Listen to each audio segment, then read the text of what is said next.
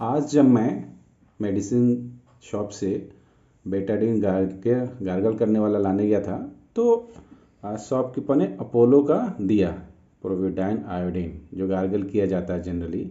इसमें क्या मस्त तरीका दिया है। इसको निकालने का जो तरीका है जनरल नहीं है कि आप ढक्कन खोलिए और उछल दीजिए, तो इस तरह से नहीं निकलता। देखिए हल्का हल्का निकल रहा है। इसका निकालने का तरीका क्या है, अगर आप इसमें देख रहे होंगे तो यहाँ पे दिया हुआ है ml, कितना आपको ml निकालना है, कितना नहीं निकालना है।